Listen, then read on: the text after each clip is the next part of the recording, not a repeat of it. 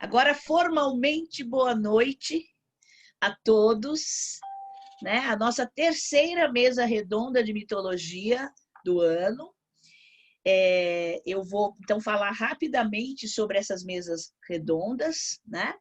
Elas são coordenadas por mim e pela Andréa Moreira, né? E, basicamente, assim, a gente tem uma ligação com a Fundação Joseph Campbell, a gente tem o aval deles, né?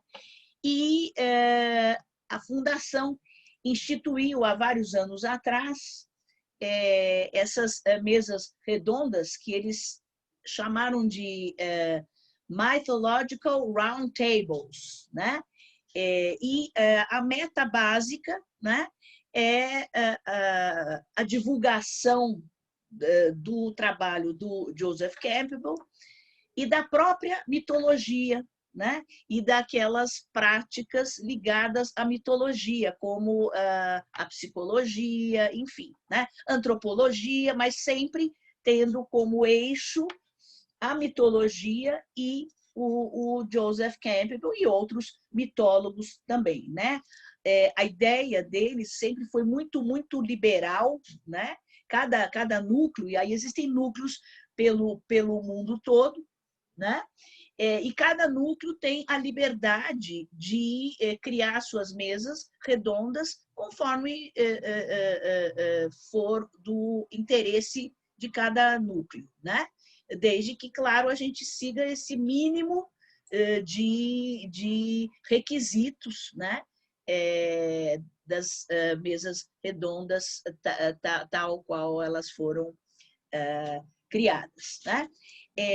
O meu núcleo foi o último núcleo, né? Nosso núcleo aqui foi o último núcleo a ser criado, né? Porque eles agora eles fecharam essa vamos dizer assim, essa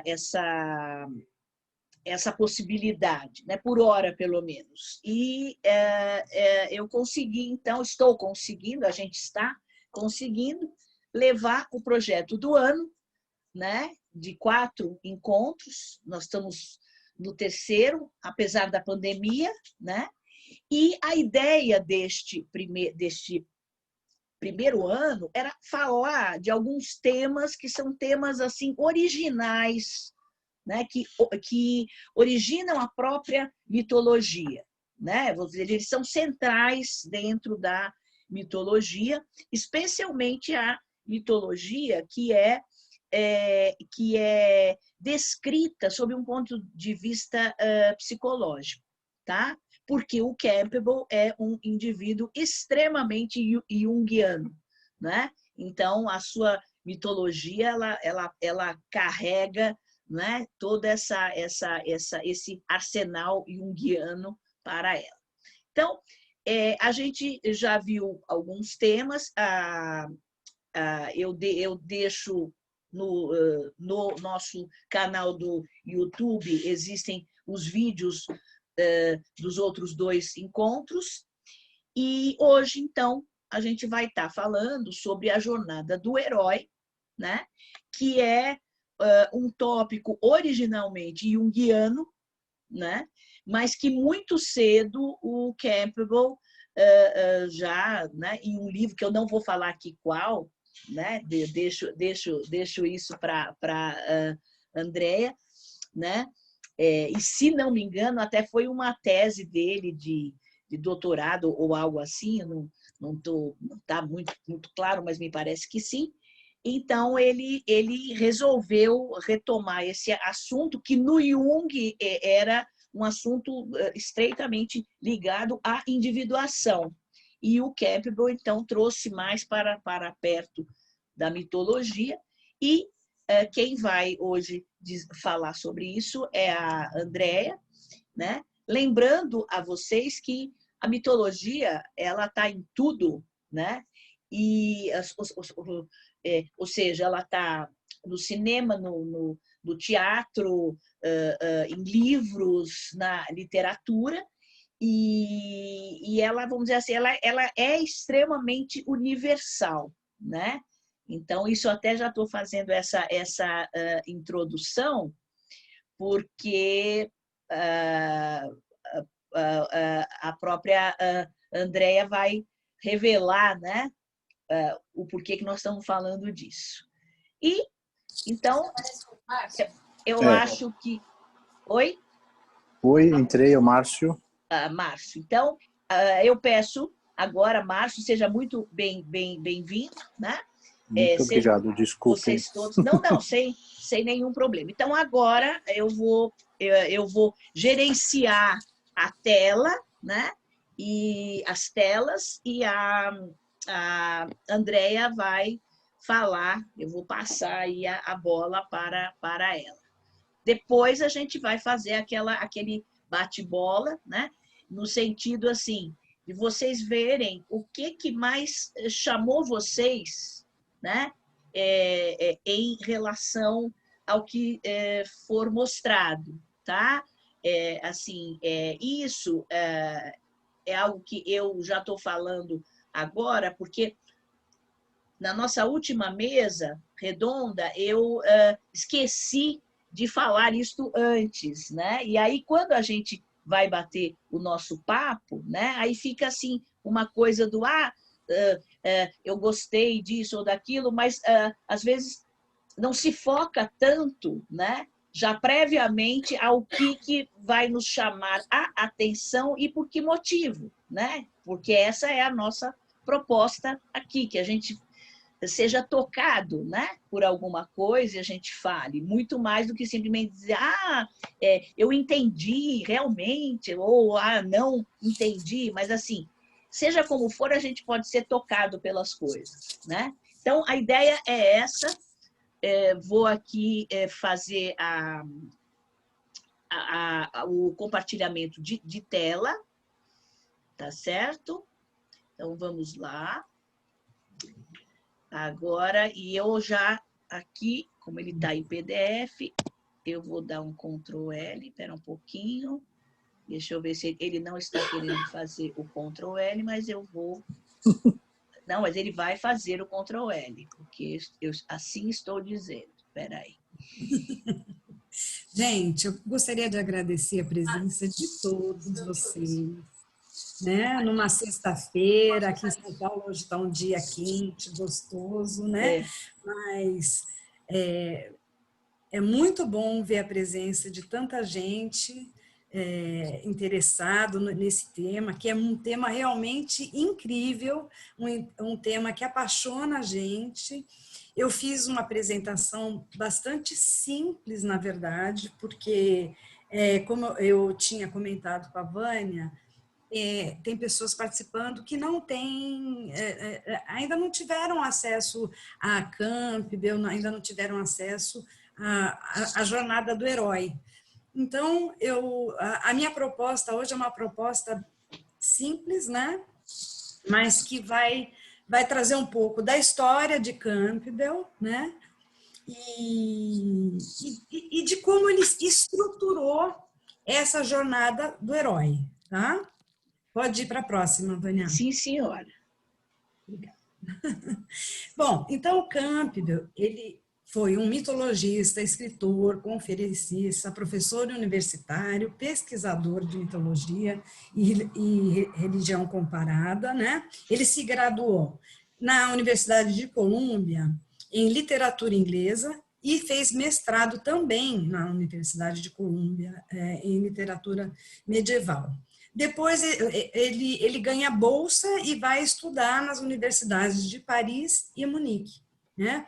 Ele não chega a fazer o doutorado, Vânia, porque eles não aceitam. Eu né? sei. Hoje essa questão, vamos dizer, mais espiritual, né, que nós estamos ligados mais nessa questão espiritual, estamos nos movendo mais, né, era uma questão que Jung já trazia, né, e Campbell entendeu muito bem, né, do que se tratava. Então, a jornada do herói, ela é uma estrutura onde todos nós, né, ela é feita para pessoas comuns, não é feita para nenhuma divindade, né? Ela foi pensada nessa maneira, com essa leitura, né, dos arquétipos que que a humanidade tem, tá? Então, pode ir para a próxima.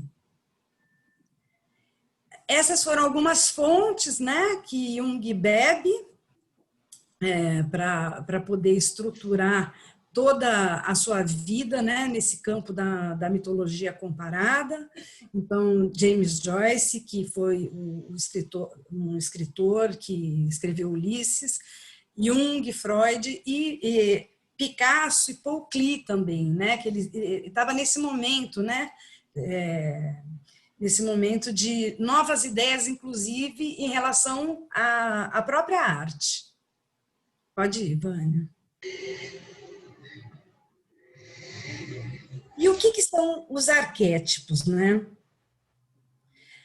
Os arquétipos são imagens primordiais da alma humana que se evidenciam nos mitos e contos de fadas, nos sonhos, através dos sonhos, né? Jung, ele estuda muito essa questão dos sonhos e o que essas imagens trazem, né? Reportados pelos pacientes dele, né? Nos sonhos e na arte, em toda forma, em forma de arte. Essa ideia do arquétipo, né? Dos arquétipos, são esses padrões que os seres humanos têm e que vão sendo revelados e vão sendo nomeados, né? Jung nomeia vários desses arquétipos. Pode ir, Vânia. Os contos de fada, né? O que quer dizer fada? Fada vem da palavra fado, fado. Fado, aquele fado lá, o canto, né? O canto português, fado, que é aquela coisa que chora, né? É um choro, é uma coisa tristonha, né? Porque fado quer dizer destino. Então, é que aí Disneylandializou-se os contos, né? E a gente acaba confundindo um pouco essa coisa das fadas, mas não são as fadinhas do conto, não. São esses contos do destino que os irmãos Grimm, muito brilhantemente, ao meu ponto de vista, eles compilam, né? Nos povoados ali da Alemanha, eles vão compilando aqueles contos, né? E vão escrevendo. Então, eles não inventaram nenhum conto, eles vão e são esses contos que vão trazendo também toda essa imagem, essa trajetória do caminho do herói, né? E que estão na nossa psique, né? Pode ir, Vânia. Campbell, ele fala que os seres humanos, eles nascem cedo demais, né? Eles não nascem prontos. E é verdade, hoje a gente já tem, inclusive, uma maneira, né, de tratar o bebê que chama exogestação, né? Porque os especialistas dizem que um bebê só estaria pronto para o nascimento aos 12 meses, né? Só que nós nascemos aos 9 meses. Então, sempre aquele bebezinho, até os 3 meses, chora, tem dor de barriga, isso e aquilo. Então, hoje tem um olhar para isso, um jeito de tratar esse bebê para que ele sinta mais o corpo, a pele, né? Então, você vê que Campbell já estava bem à frente do tempo, né? Quando ele fala isso.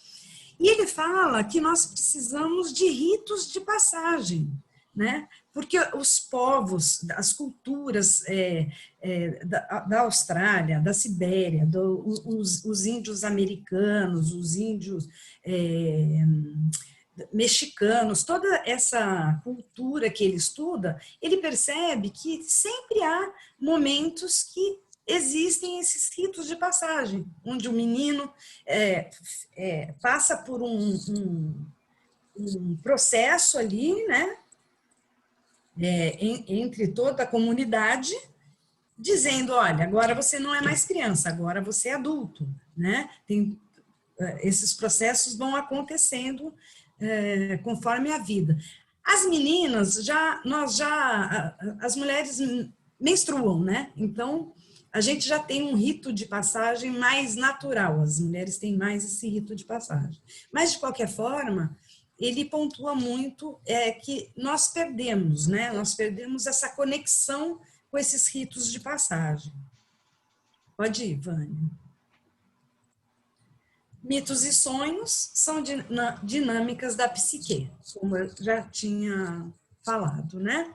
Então, o que eu fiz, gente? Eu montei uma apresentação agora daqui para frente e usei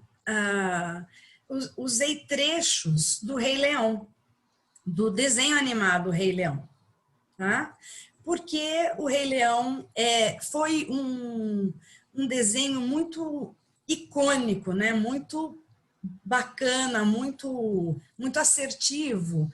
E o próprio Campbell, lá atrás, quando George Lucas faz a trilogia Guerra nas Estrelas, é chamado para aconselhá-lo no sentido de ajustar a jornada do herói na confecção da trilogia Guerra nas Estrelas. Guerra nas Estrelas, tá? Então, eu peguei o Rei Leão, o desenho, né, para a gente falando dessa jornada que ela é circular, tá? Pode ir, Vânia. Então, aí, essa imagem aí do filme, que é uma imagem bem marcante, né?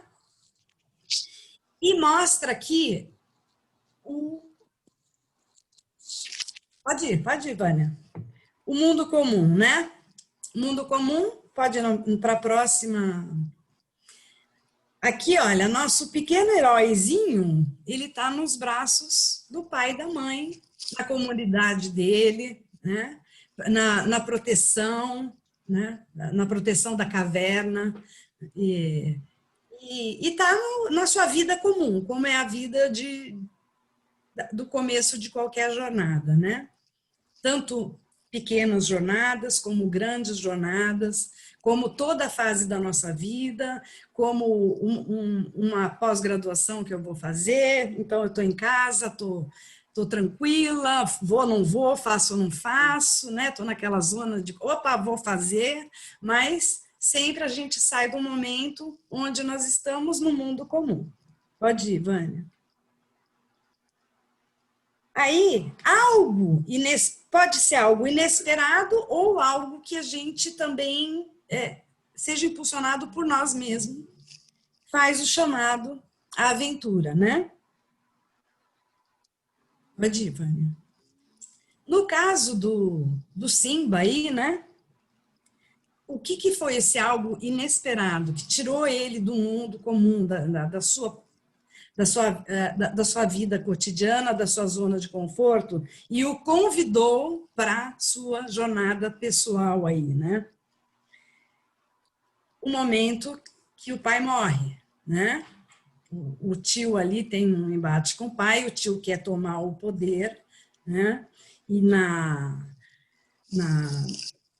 vindo pro lado da psique, vamos dizer assim, surge uma sombra ali, né? E faz bagunça todo coreto lá. Então, esse pequeno herói, ele é convocado, né?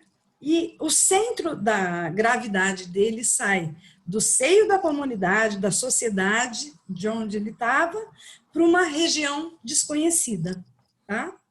Mas segundo passo, o próximo passo, né?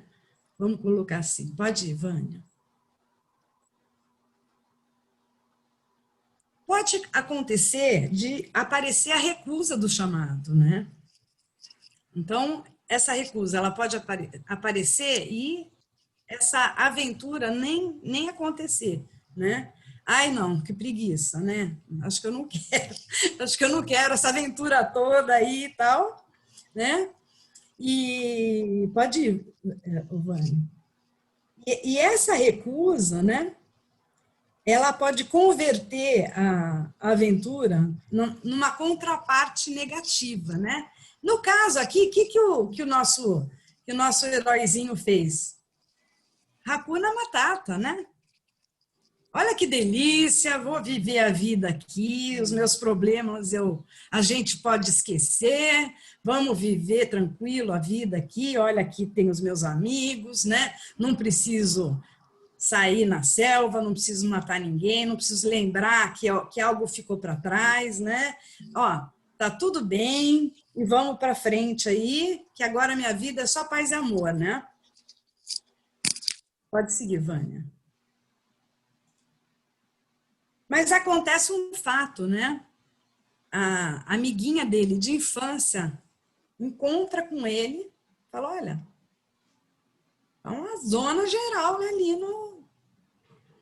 na comunidade, no nosso lugar ali, porque as leoas estão passando fome, sabe, a bagunça tá geral, né? E ele fica pensando, o que eu faço, né? O que eu faço, o que eu não faço, né? E ele encontra um mentor, né? Que é o próximo passo da jornada. Essa figura representa o poder benigno e protetor do destino. Ele é um conselheiro. Quando ele reclama para esse mentor, olha, mas quando eu lembro do meu passado, dói, né? Mas o mentor fala, mas doer faz parte desse crescimento, né? Mas você precisa seguir a que veio, né? Você tem que ir em busca do seu tesouro, né? Pode seguir, Vânia. E aí, o que acontece? Na parte seguinte, né? A travessia do primeiro limiar. Pode ir para a imagem, Vânia. Ele vê a imagem do pai, né? É que não está aparecendo aqui nessa imagem, mas ele está pequenininho assim na terra, lá embaixo, vendo essa imagem grande, né? Que é uma passagem pelo véu que separa o conhecido do desconhecido. As forças que vigiam no limiar envolvem riscos. No entanto, todos que tenham competência e coragem verão o perigo desaparecer, né? Então, ele se enche de coragem nesse momento e fala, não, realmente eu tenho que seguir em frente, né? Deixa o medo para trás e vai para a próxima etapa da sua jornada. Pode seguir, Vânia. Próxima etapa, testes e provações, aliados e inimigos, né? Tem duas imagens aí, que é quando aparecem os aliados, os inimigos no caso, e os aliados depois, né? Ato de concentração e renovação da vida, passagem para uma esfera de renascimento. Então, nesse momento, ele vai para lá, os amigos atraem ali as hienas que estavam tomando conta do pedaço, né? Há um embate com essas hienas, ele consegue botar essas hienas para correr, né? Pode seguir, Vânia. E aí vem a aprovação suprema, né? O ápice da jornada. Nesse momento, o herói já está, pode pôr a imagem, o herói já está amadurecido, né? Mostra-se digno, traz os símbolos da sabedoria de volta, onde a bênção alcançada pode servir à renovação da comunidade. Então, ele entra em contato com essa figura destruidora, que às vezes pode estar presente na nossa própria sombra, né? Ele consegue afastar essa sombra e tirar essa sombra do caminho dele. Pode ir para frente, Vânia. E tem a sua recompensa, né? Mais uma. Que é a última fase. Ele conquista de novo o que era dele, né? Faz toda essa jornada circular. A música do filme chama O Ciclo da Vida, né? Cantado lindamente pelo Elton John. Né? E se a gente vê bem, o ciclo aí está renovado. E muito interessante, nesse final aí, a juba dele, que era totalmente vermelha, ela escurece um pouco, né? Como se ele também tivesse ficado de bem, né? Com aquela sombra. Pode seguir, Vânia. E aí, ele retorna para casa dividindo essa vitória dele. Aí pode ir e acaba dividindo essa vitória dele com toda a sua comunidade. Então, eu encerro aqui a apresentação. Pode tirar da tela, Vânia? Vou tirar. Peraí, stop. Pronto. E eu tinha esquecido de tirar meu som, né? Não, mas não tem problema, não atrapalhou em nada. Eu não sei como que eu tiro meu som.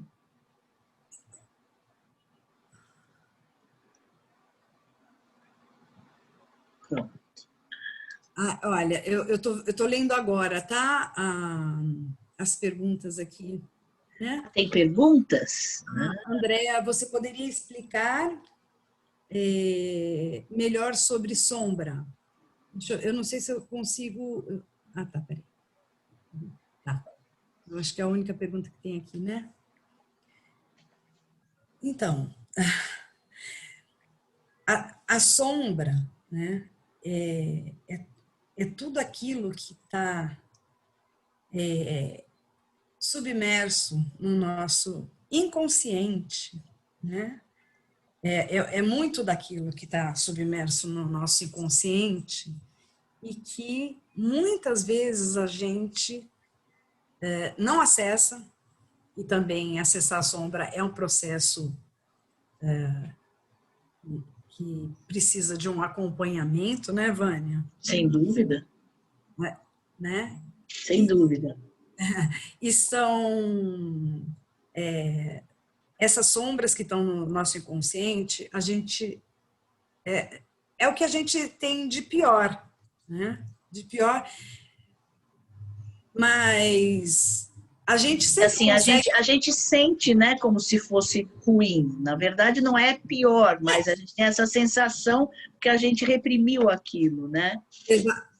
Pode explicar, Vânia, você vai explicar melhor do que eu. Não, sobre sombra. Pode explicar. Não, pode. A sombra, ela é aquilo que o ego reprime, né? Porque ele não conseguiu praticar no seu meio, né, original, tal, naquele momento em que ele nasce. Muitas vezes os pais também não conseguem lidar bem com aquilo naquele momento, então a criança ela reprime certas coisas e ela não trabalha ou ela não se treina adequadamente, né, naqueles impulsos e tal. Então, eles ficam muito, muito primitivos, né? E aí, logicamente, eles fazem a gente passar apuros, eles podem ser violentos, eles podem, enfim, né? Vamos dizer, eles podem adquirir personalidades que são vistas como negativas, mas isso porque elas estão reprimidas, né?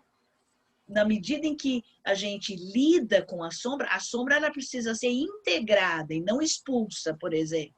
Né? Essa é a prova de que ela é algo importantíssimo para nós, que é algo que não se desenvolveu, né? Então, até eu vou já fazer um link com o que a Andrea disse sobre o Rei Leão, que ele já tinha, de alguma forma, ele integrou um pouco da sombra dele, porque a juba dele, né, ficou mais escura. E é o que a gente tem que fazer mesmo, né? A gente precisa dessa integração, porque a sombra é importante para nós, né? Então, ela só é ruim quando a gente reprime sempre aquela sombra, aí ela vai ficando cada vez mais furiosa, né? Então... E ela pode também aparecer sob forma de patologias, né? Ou de acessos, né? Acessos. Sim. Aquela pessoa, mas aquela pessoa é pavio curto, né? Sim. De repente, aquela pessoa está sendo tomada pela sombra, né? Em vários momentos, e que nem ela se dá conta disso, né? Exato. Gente, olha, agora os microfones estão abertos para a gente conversar, hein? Então, exatamente. Então, aí vocês falam, né? No sentido de, assim, o que marcou vocês, o que puxou vocês, ou dúvidas que vocês tenham, né? Assim, a própria Andréa, a formação dela, ela tem uma ligação muito, muito grande com essa coisa das mães e gestações. Eu lembro que você já me falou sobre cursos nessa área que você fez, eu achei muito interessante o que você tinha também, sobre aquela exogestação. A minha primeira formação é pedagogia, né? Eu sou arte-terapeuta, então eu tenho essa relação também muito forte com a arte nesse sentido simbólico, né? Toda a arte-terapia também tem a estrutura junguiana. E agora eu estou fazendo com o Michael, e eu acho que tem mais alguém aqui. O Michael. O Michael é meu colega agora, nós estamos fazendo psicologia analítica, né? Psicologia junguiana no IGEP, né, Michael? Então, eu não estou vendo nas telinhas aqui se tem mais alguém. A gente não consegue ver todas, mas porque eu sei que tem mais gente do que as telinhas que a gente está vendo. Né? Mas, enfim, é isso aí. É legal a gente ver essa... É muito interessante, quando eu falei dessa amizade que Campbell teve com Picasso, né? Picasso também se reinventou, né? Picasso era um pintor que pintava as primeiras pinturas dele eram pinturas bem realistas, etc. E depois ele vai lá e transforma aquilo lá e vamos falar, gente, vamos mexer com essa coisa e ele vira um grande cubista, né? Sem dúvida. E ele fala, uma das frases do Picasso é que nós temos que descobrir os nossos dons, e quando a gente descobre os nossos dons, a gente tem que saber reparti-los, dividi-los, né? Por que a gente vai guardar para a gente? Eu acho que até a descoberta desses dons faz uma parte integrantíssima da jornada do herói, porque você vai em busca de si mesmo, em busca da sua identidade. E os dons que você tem são o maior ouro, né, que você tem para poder separar do que é o chumbo, né? O chumbo é a sombra, e aí já é alquimia, né? Mas é isso mesmo, os dons, eles são a sua identidade também, né? Então, e muitas vezes, quando você não faz a jornada, você deixa dons enfiados num baú trancado, né? E isso é muito frustrante para a sua identidade. Inacessados, né? Isso, exatamente. É uma coisa que deixa as pessoas muito, vamos dizer, menos vivas, né? Menos vivas do que elas poderiam ser, né? É interessante que, às vezes, na arte-terapia, a gente usa muito material expressivo, né? Então, é muito comum as pessoas falarem, mas eu não sei desenhar, eu não sei fazer. Eu falo, mas que bom. Eu adoro quando ninguém sabe fazer, porque aí você vai acessar e vai fazer algo que vai simbolizar muito. Mas, na verdade, todo mundo sabe fazer um desenho, por menor que seja, por maior, né, que seja, todo mundo. A gente tem que ter esse treino também, né, Vânia, de Com estar certeza. acessando os nossos dons, não só na arte, como em todas as outras áreas, né? E na terapia, o uso de desenho, né? Eu já trabalhei muito isso com a Regina, a gente já trabalhou tanto assistindo cursos, como em cursos dela de sonhos e tal, até a Silvia também está aqui, a gente sabe, né? Porque os desenhos eles eram muito fortes na sua expressão. E aí, ali, ninguém estava querendo saber se a pessoa era um novo Picasso. Mas era assim, as pessoas faziam os desenhos, existem técnicas né, e aí você fala pelo desenho e sem censura, porque a gente desenha, né? Eu fiz esse desenho, aí de repente ele fala tudo, né? Então, realmente eu acho claro que na sua prática, eu acredito que haja muito mais coisas ainda a fazer, porque é uma prática focada em arte-terapia, né? Então, mas eu acho que assim, a gente está, esse tema de hoje, eu nem previa isso, né? Como ele trouxe a arte junto, que é o Rei Leão e tal, né? Que aliás, quando morre o leão, que eu vi isso na televisão, eu comecei a chorar copiosamente, eu não parava de chorar, e era tarde da noite, e eu chorando, eu liberei, o leão morreu, e ele lá dormindo.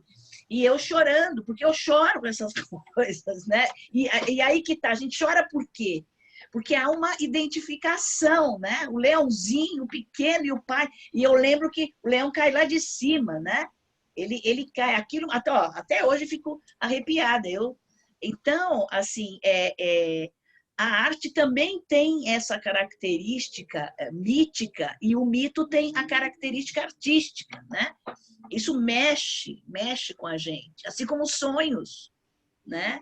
Então, O Acácio está perguntando, Vânia. Acácio, já estou vendo aqui. Então, podemos dizer que o Simba, ao incorporar sua sombra, ele cumpre sua jornada e seu destino, ele usa sua sombra para algo bom.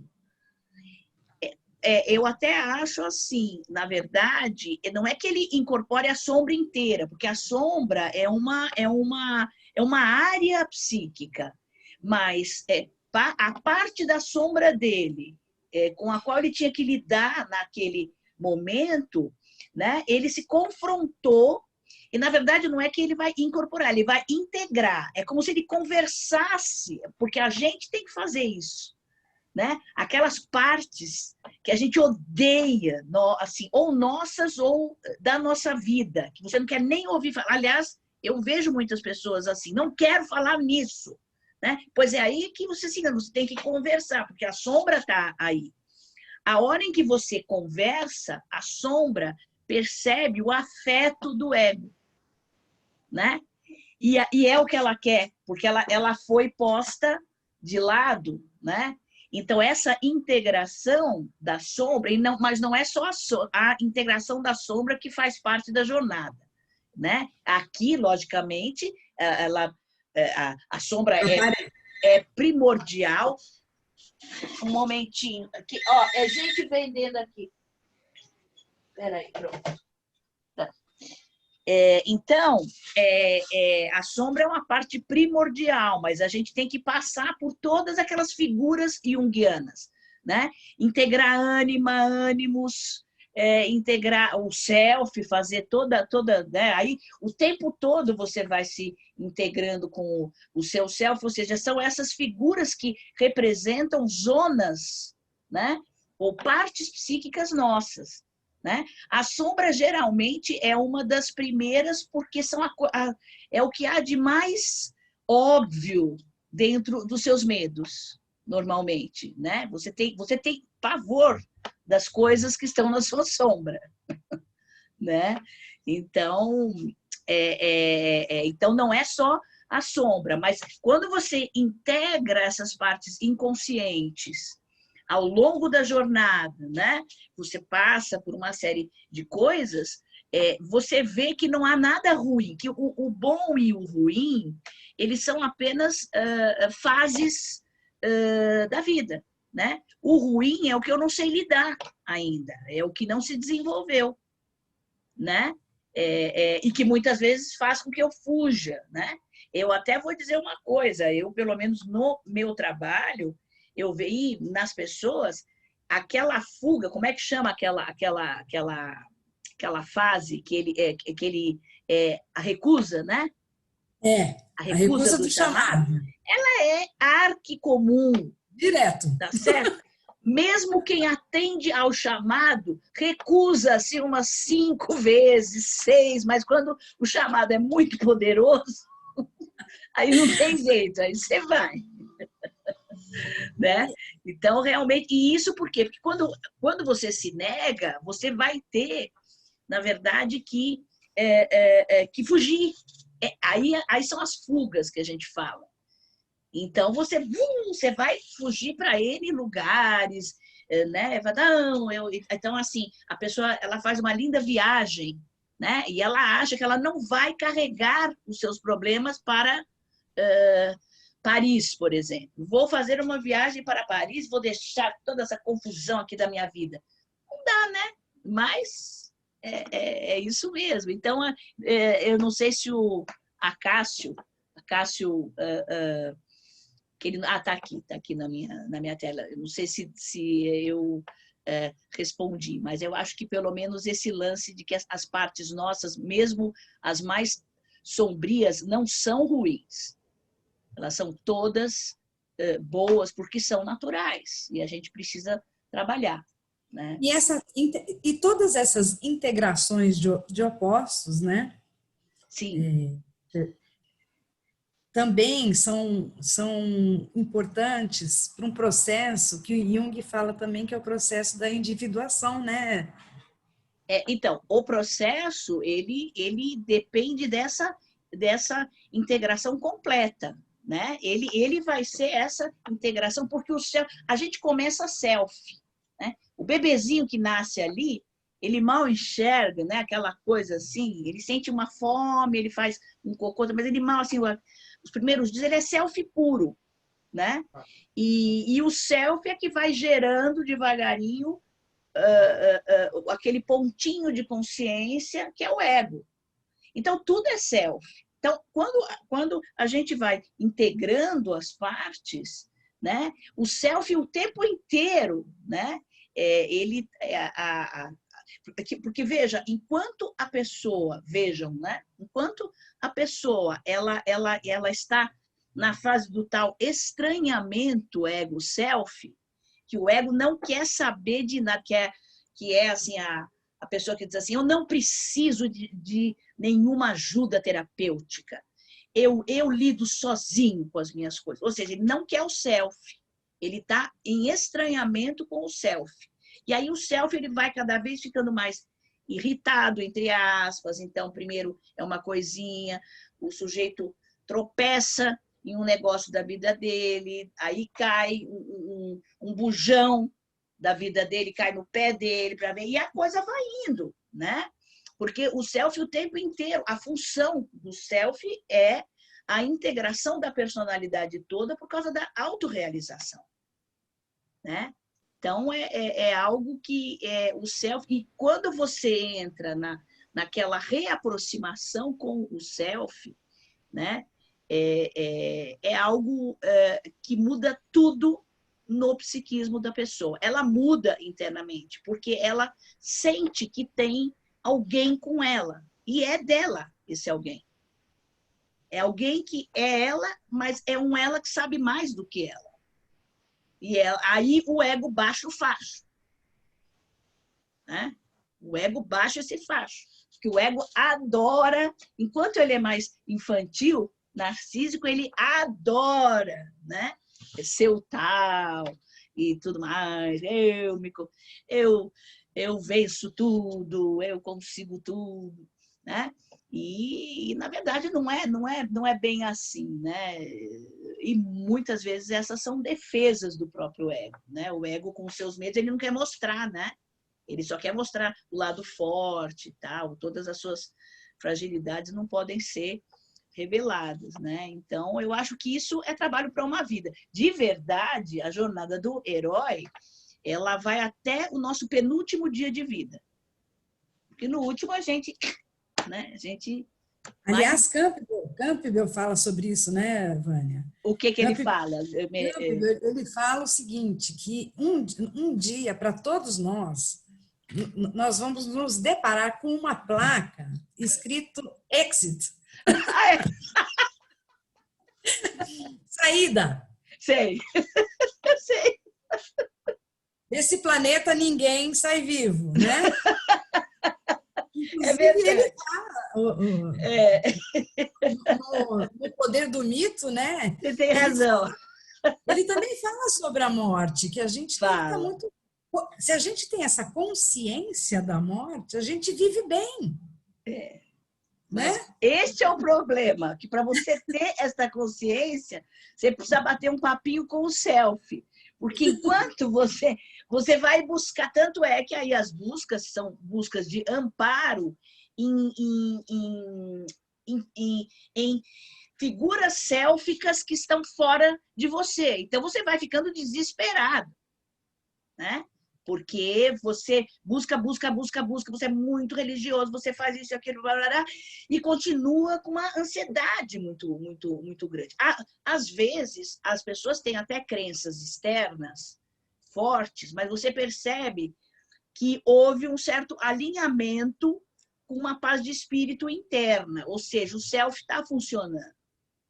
Isso também existe, né? Agora, em outros casos, não. Você percebe que há uma busca desesperada por alguma coisa que está lá fora, que vai salvar você da morte. Né? Esse foi o tema do nosso primeiro encontro. Né? É interessante porque toda a mitologia nasce para dar um jeito, né, na morte, para o ser humano que percebe a morte, né, que acaba tendo uma consciência da morte. Aí o mito é essa coisa imaginal que começa a tentar dar soluções. Vânia, né? É também interessante a gente falar das mortes simbólicas, né? Sem dúvida. Não, mortes necessárias, que a gente também tem que ter ao decorrer da vida, para que algo maior renasça, né? Exatamente. Quando ele fala sobre esses ritos de passagem, né? Isso! Uma hora minha mãe precisa falar, não, agora você não mama mais, agora vai tomar leite no copinho, né? E aí você precisa desses momentos para passar para a adolescência, para passar para a vida adulta, né? E para poder também ter autonomia para criar as suas próprias histórias e as suas próprias jornadas, sendo internas, externas, né? Mas sempre tendo essa consciência. Hoje eu vejo meninos e meninas, mais meninos, que estão perdidos em casa, dentro dos seus quartos, dentro dos seus celulares, dos seus computadores, dos seus videogames, né? Com 18, 19 anos, sem perspectiva nenhuma de fazer uma faculdade, de ter uma formação, de ter nem ideia do que eles vão comer naquele dia eles têm, porque alguém está fazendo isso por eles, né? Então, tudo isso também é uma questão a ser pensada, né? Claro, nossa, perfeito. Acho. E, aliás, isso que você falou sobre as mortes, eu acho que a morte final, depois que você se disponha a passar por várias mortes que são naturais na sua vida, a morte final, ela fica menos impactante. Porque você já... Vejam, a gente... Se você tiver consciência e se você tiver um acompanhamento, você já passou, a gente já passou por muitas mortes. Eu não estou falando 100 mil mortes, mas alguns momentos muito, muito mortais, em que as coisas viraram completamente, ou seja, você não deixou de ser completamente aquela figura e passou a ser uma outra figura. E isso, por incrível que possa parecer, é fundamental, porque essa é a jornada do herói, né? Ela é exatamente isso, né? Sem isso, você... A Rose quer falar. Fala, Rose. Dá para vocês estão me ouvindo? Sim. Sim. Sim. Pegando o gancho... que ela tem só. Pode crer. Pegando o gancho do que a Andrea falou e do que você está comentando, dos games e dos jovens perdidos, eu tenho pensado bastante sobre essa situação, sobre essa questão nos últimos tempos. É uma coisa que me aflige bastante, assim. Tenho refletido bastante sobre isso.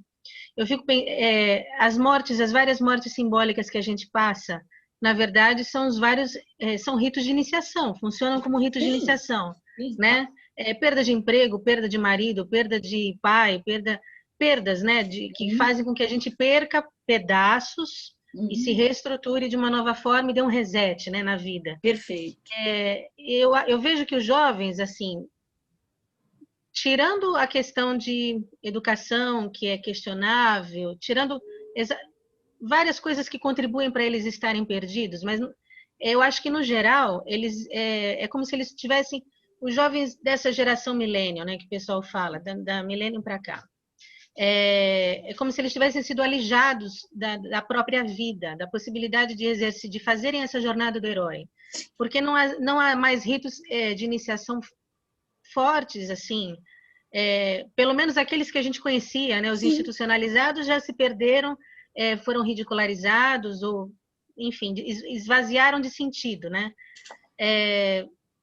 E o fato desses ritos de iniciação que costumeiramente nos ajudavam a fazer esses resets na vida, eu acho que os jovens, eles perdidos, eles estão cada vez mais buscando nos games, por exemplo, ou no cinema, ou nas minisséries, mas principalmente nesse universo netoniano, né, falando em termos astrológicos, mas esse mundo das imagens, né, porque a jornada do herói é muito de imagem, né? O mítico é muito imagem. Isso. É como se os games fossem como se esse universo de imagens, cinema, games, fosse um canal para eles poderem escoar essa necessidade, que eu acredito que seja instintiva do ser humano. Arquetípica, você está certo. Só que sem orientação nenhuma, né? E, por exemplo, se a gente vê... eu não queria me alongar, mas assim... Não, pode falar. Por mim, ela pode falar. A nossa mesa é redonda. Isso. Por exemplo, um dos games... Se a gente for pesquisar os games que mais fazem sucesso com o pessoal, geralmente eles trabalham muito mais as pulsões de morte, vamos dizer assim, né? Que nem aquele Grand Theft Auto, que é de roubo de carros. Acho que é um dos games mais famosos de todos os tempos, já tem mais de década, várias versões. E, assim, é muito sombra, se a gente for pensar, porque é um jogo que o herói, entre aspas, eu não sei quantos conhecem isso, eu não conheço tão a fundo, eu conheço de mais ler sobre o jogo do que... Mas a gente até pode imaginar, porque você tem razão no que você está falando. Então, os jogos, eles estão com essa tendência. Então, fala. É uma pegada arquetípica sombria, assim. Isso. Porque o herói, entre aspas, desse jogo, ele vai conseguir destaque, pontuação, passar de fase, enfim, as fases de jogo normais, né, os desafios normais de jogo, ou roubando carro, ou as meninas se prostituindo e conseguindo clientes, ou sempre com relação a o que se considera como crime. Se a gente for considerar a nossa sociedade atual, sim, o que seria o marginal, o que seria considerado crime, contravenção, infrações, é o divertido do jogo. Então, aí eu cheguei a conversar com alguns jovens que já jogaram isso, que não são nem tão inveterados com esse jogo, mas que já passaram. É difícil um jovem hoje que não conheça esse jogo, por exemplo. Aí, o pessoal, o que eles geralmente falam? Ah, mas isso daí é de brincadeira, é diversão, é para espairecer. Só que esse espairecer, na minha opinião, humilde opinião, sem orientação educacional, sem orientação dos pais, sem uma orientação psicossocial adequada, é como se fossem zumbis cegos sendo liderados pela sombra e alimentando essa psique coletiva sombria também, que não é nada... que é perigoso, né? Tipo, tudo bem que tem coisas legais na sombra, mas a sociedade atual ela está com uma sombra meio pesada, assim. Não, né? mas é que a sombra, se você não a tratar, se você não a trabalhar, ela não é legal, né? O legal que a gente fala é pegar a sua sombra e mandar ver. Se você falar, não, sombra, vai ficando cada vez mais sombra, aí dá zica. Aí dá zica. Mas posso pedir a palavra um minutinho? O Maicon quer falar. Posso pedir a palavra um minutinho? Vamos lá. Como pai padrasto de 4 adolescentes, tá? Então vamos lá, o que você está falando do Grand Theft Auto, certo? Que é um jogo que realmente você joga com o lado das coisas. Um exemplo. Ele não é o mais famoso, ele não é o mais jogado. Hoje, a molecada, ela é muito focada nos jogos competitivos, que não é o caso deste, por exemplo. Certo? Esse jogo ficou muito famoso pela temática dele, coisa que acontece desde a época que eu era jovem, lá nos anos 90, com o Carmageddon, assim, onde jogos pesados criam explodem na mídia pelo tema e deixam todo mundo abismado. Mas assim, e aí faz com que todo mundo se volte para o meio de jogos achando que os jogos são perigosos, e não são. Não, eu não... Os jogos são uma ferramenta muito ampla de educacional, por exemplo. Tá? Sim, eu e o Marcos Keller, que está aqui comigo, por exemplo, a gente atua num podcast voltado para a área de educação, que a gente só entrevista educadores, gestores escolares e tudo mais. E a gente teve uma série de 3 episódios sensacionais, por exemplo, com 2 educadores falando sobre o uso de jogos. Então, assim, quando a gente coloca isso como um exemplo único, não, mas ela não pôs como um jogos único. Isso pode porque quando você olha para a reação das pessoas, quando você fala, você já percebe todo mundo assim. E assim, isso não é uma realidade. Grand Theft Auto, acho que inclusive faz muito tempo que não sai versões novas disso, entendeu? Não é a realidade. Eu entendo, assim, a molecada fica muito tempo trancada. A minha enteada, por exemplo, passava horas jogando LOL, que é um jogo altamente competitivo dentro do mercado hoje mundial, entendeu? Agora ela parou porque ela arrumou um emprego, então ela agora vai viver a realidade do mundo. Não, mas assim, a grande realidade hoje do mundo do universo dos jogos, e aí é onde eu entendo a questão das jornadas do herói, é a competição. Porque é muito mais fácil para o garoto introspectivo ele desafiar outros atrás de um computador num jogo do que ir para a rua ou ir para a quadra jogar bola. Eu mesmo, na minha adolescência, se eu pudesse não ir jogar bola na escola e ficar jogando videogame, na época eu não podia, porque você não tinha conexão para isso, eu ficaria tranquilamente. Não, mas perfeito. Veja.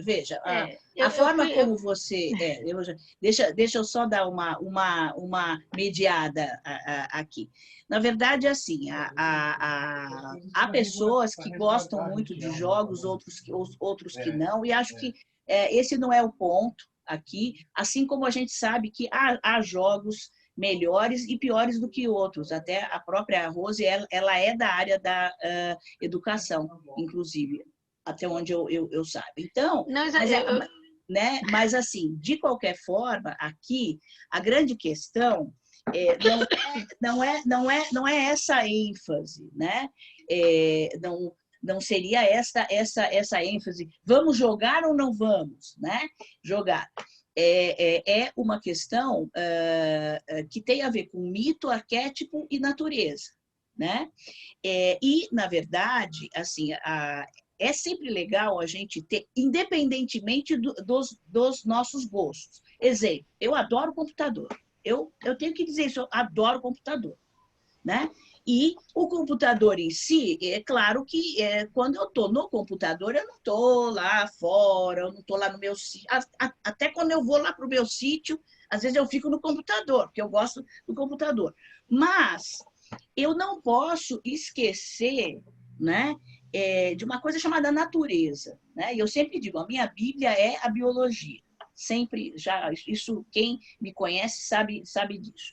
Porque o ser humano, ele é capaz de fazer muitas coisas. E ele pode gostar ou desgostar de muitas coisas, né? Agora, há certas coisas que, por exemplo, o próprio exemplo que o Rodrigo, se não me engano, que ele deu, que, vamos dizer assim, que talvez fosse melhor, né? O menino trabalhar a sua competitividade dentro de um jogo, ao invés de ir lá fora e tal. Veja bem, em termos de natureza e até em termos psíquicos, não seria melhor. Por quê? Ele iria estar escondido. Quer dizer, se eu tenho uma certa timidez, né, que eu posso realmente ter dificuldades. Eu só vou lidar com isso de verdade. Por quê? O nosso cérebro, ele é muito mais inteligente do que o nosso ego. Isso é um fato. O ego consciente, ele tem muitos comprometimentos sociais e tudo. Agora, o nosso cérebro está careca de saber que se eu estiver jogando um jogo ali, eu estou mais protegido. Tanto é que, por exemplo, vamos supor que eu morra num jogo, tá certo? Estou lá, morri, pronto. Eu não morri, e tudo bem. O meu cérebro está careca de saber que eu estou protegido aqui na minha casa, tá certo? Então, assim, a proteção em si, ela não é boa para o psiquismo. Assim como você forçar uma exposição, né? Eu me lembro que eu ia no sítio da minha tia Paula, eu adorava as vaquinhas e tudo mais, mas a tonta da minha mãe, que ela não tinha medo, eu era pequena, ela queria que eu andasse no meio das vacas e me obrigava a andar no meio daquelas vacas grandes. Com isso, eu fiquei com medo. E isso está errado, porque você obriga um ser, né? Você o coloca sem que ele ainda esteja pronto. Mas a natureza, ela é sábia. Você vai ficando pronto devagar, desde que não te empurrem, né? Ela vai lá para as vacas e tal, pum, e fecha a porteira, e você ali, né? Você e as vacas. Não é assim. Então, assim, tudo é uma questão de medida, sem sombra de dúvida, né? E, com certeza, a jornada do herói, ela se faz vivendo e até eventualmente passando pelos jogos. Porque, por exemplo, qualquer indivíduo que eventualmente estiver em fuga em um jogo, vai estar com dificuldades na sua jornada do herói. E a responsabilidade e o caminho é o dele, não é meu. Eu não vou me sentir nem mal, nem bem, porque se há coisa que é individual, é a jornada do herói, tá? Não tem, a minha jornada é muito melhor do que a sua. Esquece, isso é algo que é absolutamente, a sua jornada só pode ser feita por você. Não tem um cristão que possa fazer por você. E se você não fizer ela, você faz assim, tipo, um quarto de jornada. É isso que eu fiz, um quarto de jornada. Pronto. É isso que vai ser a sua jornada. E tudo bem. Ok. Tem uma questão também, sabe, que eu acho que foi o ênfase, vamos dizer assim, da Rose, é uma preocupação, logicamente, com uma lente de aumento. Lógico, né? Claro, tá certo. Né? A gente coloca uma lente de aumento diante de um problema que é real, né? Sim. E nós somos seres gregários, nós precisamos de pessoas, né? Sim. E esse nosso desligamento com a natureza, né? Com a natureza que eu falo em todos os sentidos. Hoje, uma criança não sabe que um cachorro, um gato, um gatinho, um cachorrinho, vem do pet shop, né? Ainda vem castrado, ainda vem, sabe? Aquele bicho ele já vem de um jeito que aquela criança cada vez menos vai estar em contato com a natureza, porque ela não está acessando coisas que a gente tem que acessar. A criança ela tem que ter experiências corporais, ela tem que correr, ela tem que jogar bola, ela tem que ter contato com outras crianças, ela tem que se frustrar, né? Ela tem que se divertir, ela tem que competir e ela tem que jogar videogame, porque também hoje o que nós temos são todas essas... Exatamente. Mas ela tem que fazer tudo isso. E eu acho que é uma preocupação da Rose, e eu também me coloco como minha preocupação, André, é exatamente essa. Oi, Maicon. Posso fazer uma colocação também, como professor também de... assim, né? Primeiramente, obrigado por me convidar para estar aqui, André. Acho que é incrível a gente falar sobre jornada do herói, né? É uma coisa que eu também estudo, né? Dentro do meu TCC, eu estudei bastante essa questão da jornada do herói, principalmente nas obras tolkienianas, né? Eu estudei o Sam. A gente tem que lembrar que o herói, né? Ele é um arquétipo, e como um arquétipo, ele vai ter um lado sombrio, né? Ele vai ter um aspecto sombrio dentro dele. E isso, como que vocês bem pontuaram, dessa questão da sombra, né? Porque a gente lembra que o herói também ele é um arquétipo de persona, né? Essa persona que a gente utiliza para realizar esses desafios. E só que quando a gente utiliza muito esse arquétipo do herói, ele deixa de ser persona para ele se tornar complexo, que é uma coisa que alimenta mais a nossa persona, né? Eu achei interessante essa questão, né? Levantar aí que você colocou até do self, né? Até a Vânia comentou muito bem aí. Essa questão, digamos assim, do self no começo, quando o indivíduo está se formando ali, o self e o ego, eles são a mesma coisa. Ali no Simba, se a gente reparar, né? O Mufasa, o pai dele, ele é esse arquétipo de self, né? No processo dele, né? Ele é esse arquétipo de totalidade. O Simba, ele passa e toda hora ele tá em encontro com o pai dele. Ou seja, toda hora o herói está nessa jornada de individuação, dessa jornada de encontro com o self. E no final, ele acaba retornando ao self. Tanto é que ele fica muito parecido com o pai dele. Então, é toda essa simbologia que, né? E eu entendo muito bem a colocação da Rose e também entendo do Rodrigo, né? Porque também trabalho com a questão de jogo dentro da escola, mas eu entendo essa questão, porque a gente tem que lembrar que o herói, né, ele também tem esse aspecto sombrio dentro dele, e ele acaba deixando de ser persona para se tornar complexo, que é uma das coisas que mais alimenta a nossa sombra interior, né, esse lado sombrio nosso. Mas todos os arquétipos, né, não só do herói, como do Salvador, da criança divina, do curador ferido, todos esses arquétipos que nós temos, tem seu lado bom e seu lado ruim, tem seu lado luz e seu lado sombra, né? Então, gente... Olha, deixa eu só completar. Se vocês se lembrarem, o inconsciente coletivo é o lugar dos arquétipos. Tá? Arquétipo em si, ele não é nem negativo e nem positivo. Quando ele é vivido por nós, ele é percebido por nós no inconsciente pessoal, a vivência de um arquétipo pode se transformar num complexo negativo. Então, eu acho que a gente precisa ter isso em mente. Outra coisa é que o pai, O pai, ele é traduzido pelo arquétipo do pai, não do self. O self é a totalidade do eu, é o arquétipo da identidade de cada um de nós, não o pai. Não o pai. O self, ele é, e quando a gente nasce self sem ego. Não é tudo misturado. O ego não é misturado. O ego, ele vai sendo gerado pelo self devagarinho. Por quê? Porque a criança, ela não é consciente ainda. O córtex pré-frontal dela não está pronto ainda. Então, ela não pode ter ego.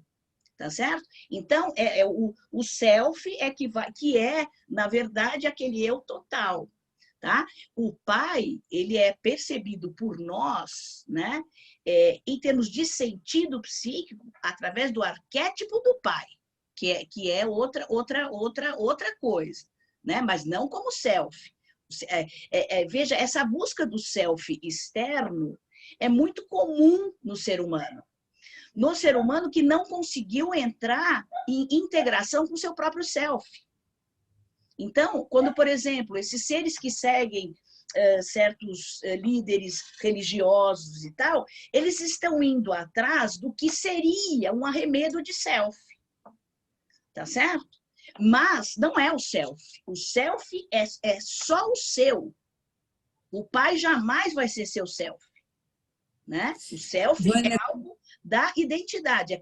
Ele é o arquétipo central da identidade. E o ego é o complexo da identidade. Um é o arquétipo da identidade e o ego é o complexo da identidade. Ok? Temos uma pergunta aqui, querida. Qual? Do Acácio. Uma pergunta de minha namorada que está assistindo comigo. Certo. Se uma pessoa desiste de sua jornada, da vida, e se suicida, pode ser devido a reprimir sua sombra ou ser tomado por ela? Não, olha, na verdade, o suicídio é um tema de alta complexidade, porque ele vai ter uma manifestação psíquica, né, sem sombra de dúvida, mas ele tem questões químicas envolvidas, tá certo? Então, eventualmente, você pode ter alguém severamente deprimido, tá? Tá extremamente deprimido, ou seja, quimicamente, ele não está funcionando, né? O seu cérebro não está funcionando corretamente. E ele começa a gerar imagens internas altamente destrutivas, porque são horrorosas. A pessoa, ela se sente, ela vai gerando imagens. Por quê? Porque a nossa geração de imagens, de sentimentos, pensamentos, ela segue o nosso caminho homeostático. O que isso quer dizer? O controle do nosso equilíbrio vital orgânico. Quando o sujeito está deprimido, ele está completamente desenergizado e ele começa a gerar imagens que são altamente medonhas, com carga emocional altamente negativa. E aí, quando ele se mata, tá? Quer dizer, nessa hora, você tem uma situação orgânica, né? Não que a psique não seja orgânica, ela é, mas ela está em um nível de complexidade que tem que se apoiar em um nível orgânico. Se esse nível orgânico está descontrolado, ela vai começar a passar extremamente mal e, normalmente, quando alguém se mata, é uma fuga desesperada de um estado medonho, de angústia medonha, né? E que tem a ver com a sua doença. Agora, ocasionalmente, eu posso ter casos em que, por exemplo, o fulano roubou muito, tá certo? Um governante, isso às vezes no Japão a gente vê, aqui não, porque a turma rouba e acha que é muito legal. Mas em países que têm um pouco mais de ética e tal, há muitos anos atrás, houve um ministro japonês que ele foi pego, né? Ele tinha sido um corrupto daqueles, e aí ele se matou, né? Seguramente, ele até pode ter se deprimido um pouco, mas aí, nesse caso, né, é uma questão que é psicossocial, que o indivíduo sustenta uma persona, né, como disse o Michael, né? Quer dizer, a persona ela é externa, tá? Ou seja, ela vem do mundo externo. Tanto é que cada comunidade gera suas personas, né? Você usar a persona da mãe, você pode ter também, além do arquétipo da mãe, você vai viver a persona da mãe.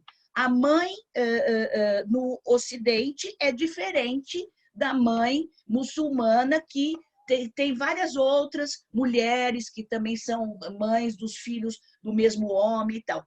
Aí são papéis sociais.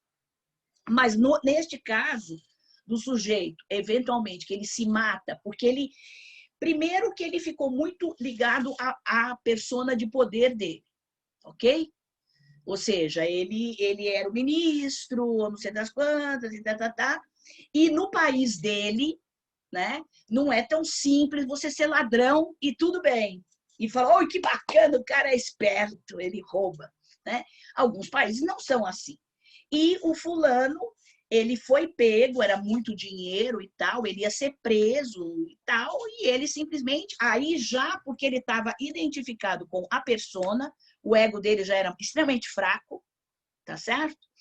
Aí ele se mata, porque a meta dele, antes de mais nada, era uma morte social, tá? É a morte da persona, mas como a persona estava grudada com esse ego, que quando eu tenho uma persona forte demais, isso vira um complexo negativo, tá? Porque ela engole o ego, tá certo?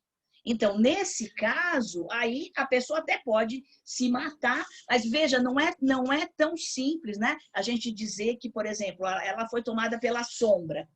No caso, um complexo negativo de persona foi para a sombra, porque todos os complexos negativos vão para a sombra. E o que é a sombra? Eu sou inconsciente, está no escuro. Quando eu tenho sonhos, e o sonho se passa no escuro, eu vejo pessoas escuras, tudo é escuro, eu estou sonhando com conteúdos de sombra, né? Aí a pessoa narra esse sonho, você vai chegando lá, ok? Então, assim,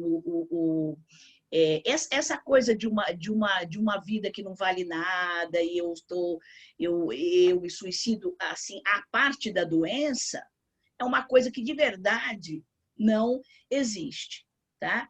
E mesmo nesses casos em que alguém está identificado com a sombra a tal ponto que ele se mata, porque ele não pode ver o ministro que ele foi preso. Ele não pode se ver. Ele era tão reputado, e aí ele pega e ele mata o ministro. Só que ele está grudado nele. Ele, obviamente, ele vai ter algumas confusões, né, aí no plano psíquico dele, tá certo? E que a coisa foi indo tão longe que ele acabou se enrolando. Há pessoas, né? Isso é muito comum em situações de poder econômico e político, né? De pessoas que se suicidam dessa forma. Fora isso, é a depressão, e aí não tem jeito, não só a depressão, porque a doença mental, ela muitas vezes, né, ela pode levar ao suicídio justamente pela condição dela mesmo, né? Então essa que é a escolha. Deixa eu ver se tem. Eu até ia falar para a Rose, né? Não sei se a Andrea, né? Ela concorda, mas para a Rose, ela queria, eu acho que fazer um fechamento ali dela, né? Eu acho que é válido, né? Ela terminar ali o que ela queria. Eu não sei se ela ainda quer falar algo ou se já aquilo que foi dito já um pouquinho. Então, vamos nessa. Fala, Rose. Talvez eu tenha querido ser muito objetiva na pergunta, até para economizar tempo, mas eu concordo com o que o Maicon falou. Assim, eu sou uma defensora das novas tecnologias, sentido lato, assim. Eu sou otimista com relação a todas elas. Só te corrigindo um pouquinho, Vânia, eu sou muito interessada na área de educação, mas a minha formação original é em comunicação. Desculpe, mas é que você é tão letrado, você sempre, quando você escreve as coisas, perdão, eu achei... me preocupo, não, mas eu me preocupo bastante mesmo, é uma questão que perpassa, eu vejo a comunicação como uma das... eu vejo a comunicação social como um todo, jornalismo, publicidade, como uma das funções dela seria justamente a educativa.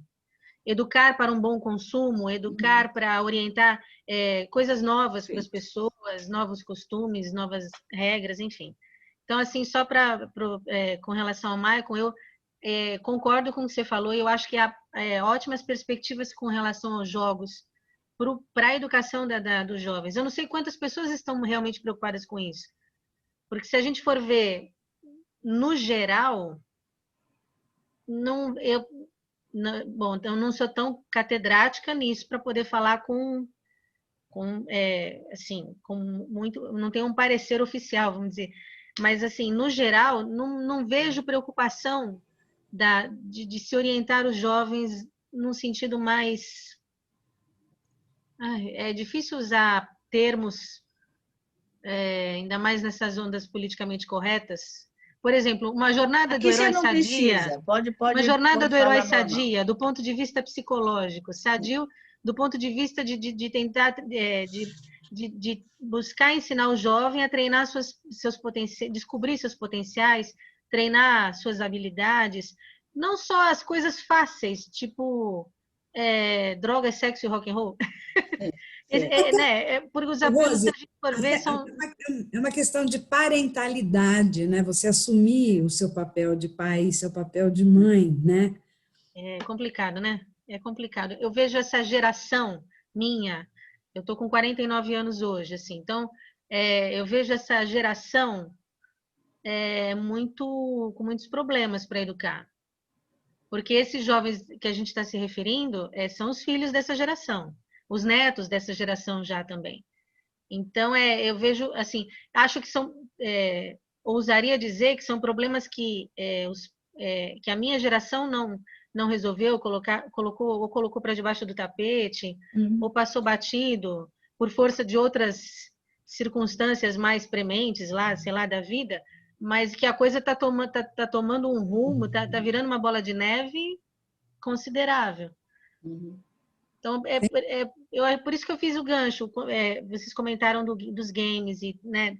Aí eu pensei a jornada do herói, se ela é um instinto arquetípico, né, de todo ser humano, os jovens eles precisam passar por isso. Então, querendo ou não, talvez, eu acho que naturalmente eles vão escolher essas tecnologias para isso.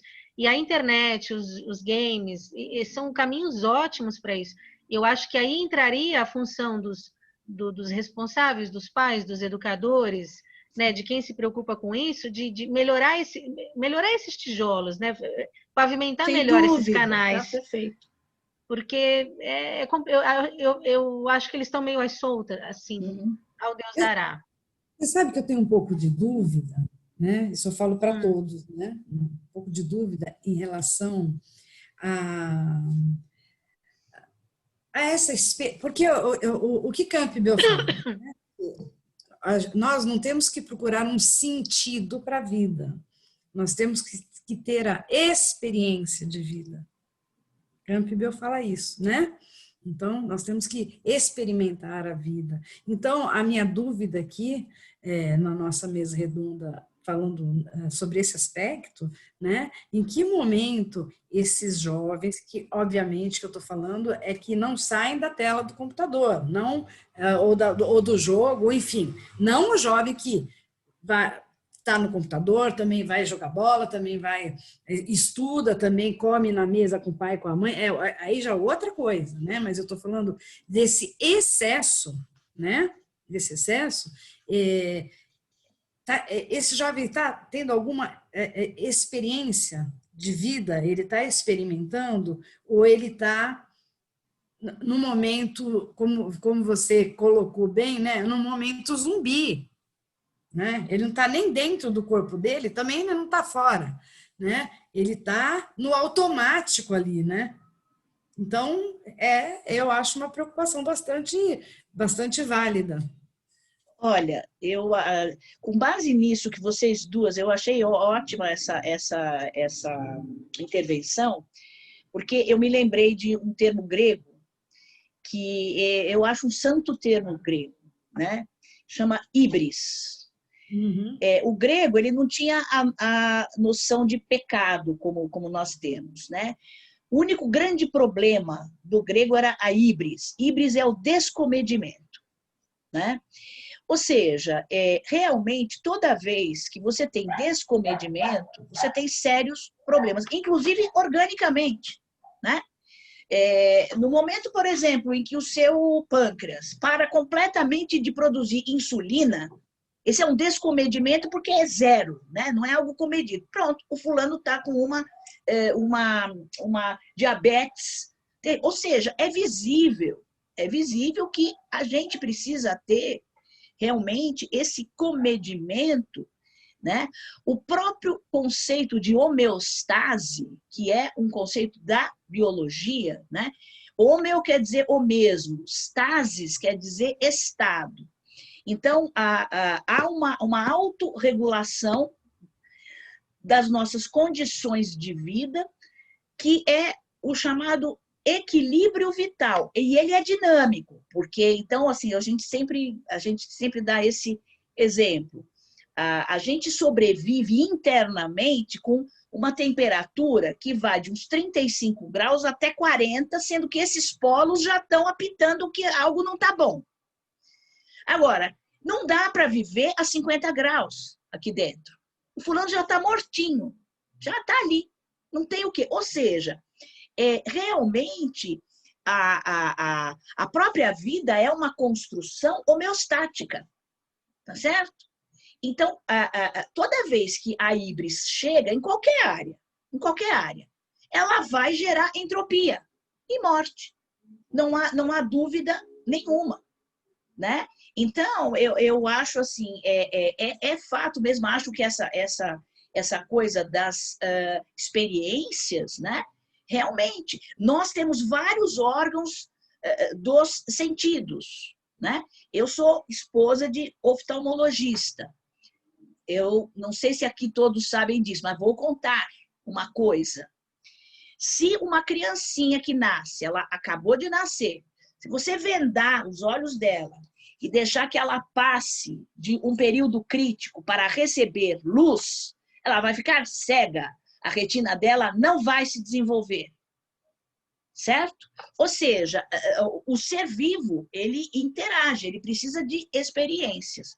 E, por último, eu vou dizer uma coisa que talvez seja também interessante. Eu conheço porque eu me interesso muito pelo comportamento humano. Não é à toa, eu gosto mesmo, né?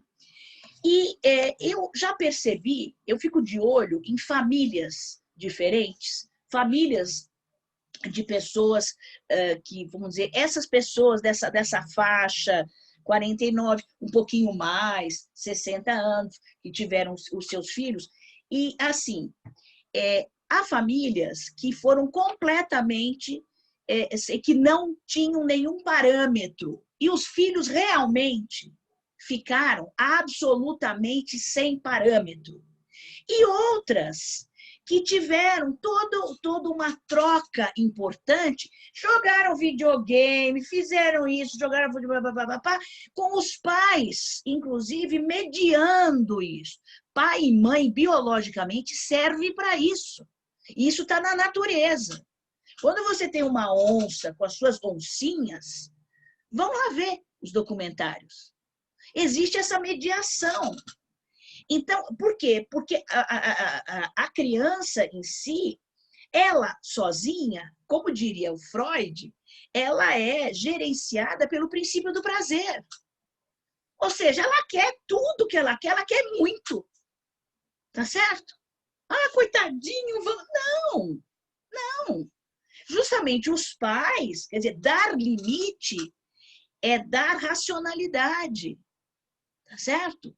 É você poder testar, experimentar, como disse a própria Andréia, poder fazer testes variados, tá certo? Se você não fizer testes variados, tchau e benção. Por exemplo, você até pode jogar o seu joguinho durante anos, fechar e arranjar um trabalho e tal. Você vai ter, com certeza, você vai ter alguns problemas se você não fez a devida socialização. Ah, eu vou me matar? Não, você não vai se matar, mas você vai ter algumas carências. Não adianta, sabe por quê? A natureza, ela é simples e ela não liga para o ser humano nesse sentido. Ela fala, tá bom, você fez isso, então, né? Aí entra a lei do karma, que é a lei do karma hindu, que eu digo. Eles mostram assim, finjam que isso aqui, vocês estão vendo, que isso é um bastãozinho, tá? Eles dizem assim, quando você faz essa escolha que está aqui, ó, tá vendo?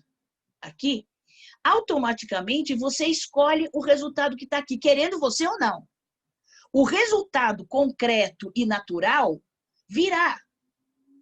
Virá. Pronto. Então, a natureza, ela é kármica por natureza. Ela não vai dar bronca em ninguém, entendeu? Se você, por exemplo, não consegue interpretar um texto simples, você lê aquilo, você lê de novo, lê... Não é porque você é burro, não, mas você não treinou, você não... Então, não vai conseguir interpretar muitas coisas nessa vida. Tudo bem. Né? Aí vai do que cada um queira. Né? Então, eu acho assim, isso que foi dito, ao final, né? Eu comecei com a híbris e termino com a híbris. Né? A gente tem que tomar cuidado com a híbris. Porque nada é proibido, ou pelo menos quase nada. Existem coisas que são lesivas, né? Se você falar assim, eu tenho uma vontade louca de experimentar cianeto. Acho que eu vou experimentar. Pá! E eu morro. Pronto. Né? Algumas coisas não dá para você. Você até pode fazer, mas é uma vez só. Só isso. Né? Você não, mas assim, você nem lembra, você não sabe nem o que aconteceu. Encostou na linguinha. Pá! Acabou. Né? E foi como a mulher aquele Goebbels, né? Matou 6 filhos dela. Quando soube que o Hitler estava morto, ela tinha aquelas balinhas, abriu, eles dormindo, abriu e pá, e eles, tum, na hora. Eles nem sabiam, nem souberam que morreram. Né? Então, vejam que a responsabilidade está com a gente. Eu digo, com cada um na sua jornada. Vânia e a Andréia, agora uma questão, tá? Vocês sabem se esse livro aqui, O Herói, vocês estão conseguindo ver? Eu tô. Luiz Miller. Isso, vocês sabem se vocês já tiveram contato com esse livro, se esse livro aqui ele é bom, porque eu tô começando a ler ele, né? Eu posso dar uma olhada, eu não conheço esse livro, eu posso dar uma olhada e aí eu dou uma checada e aí eu vou ver. Porque, na verdade, Michael, herói, né? O herói, ele é um arquétipo, tá? Você vai ter, por exemplo, personas de herói, por exemplo, o super-herói, o super-homem, o Stalin para quem é comunista, por exemplo, o Hitler para quem é nazista, eles são todos heróis, mas aí eles têm uma persona. Agora, o herói, ele é o arquétipo que representa o ego em busca de si mesmo, ou seja, o ego indo ao encontro do self. Vânia, você conhece isso? Não conheço também. Deixa eu marcar o nome. Tem uma pequena diferença entre líder e herói nesse sentido, né? Entre ser líder e ser herói, né? No sentido da... Mas é que no sentido psíquico, né? não, é que no sentido do mito, no sentido mítico e psíquico, o herói, ele quando eu sigo um herói, essa que é a história. Porque o herói, mais uma vez, ele tem que estar dentro de mim. Ele não pode, tá? Ele tem que ter autoliderança. Se ele não tiver liderança, a liderança é uma característica do herói, né? O líder, ele é, vamos dizer assim, dentro da visão psíquica, tá? Eu estou falando nesse sentido, né? Que são, vamos dizer, para eu pegar aqui os... Então, ele é, por exemplo, o líder, Führer, né? o Messias, por exemplo, né? O Salvador, certo? Você tem várias dessas coisas, mas que elas, assim, elas são vistas em termos de persona, todas elas são salvadores que se amparam no arquétipo do pai, tá certo? Que é o protetor do pai e da mãe, tá certo? Aí porque eles são os protetores daqueles seres, tá certo? Quando eu sigo um herói, necessariamente eu estou no arquétipo do filho, porque o certo é que eu siga a mim mesma.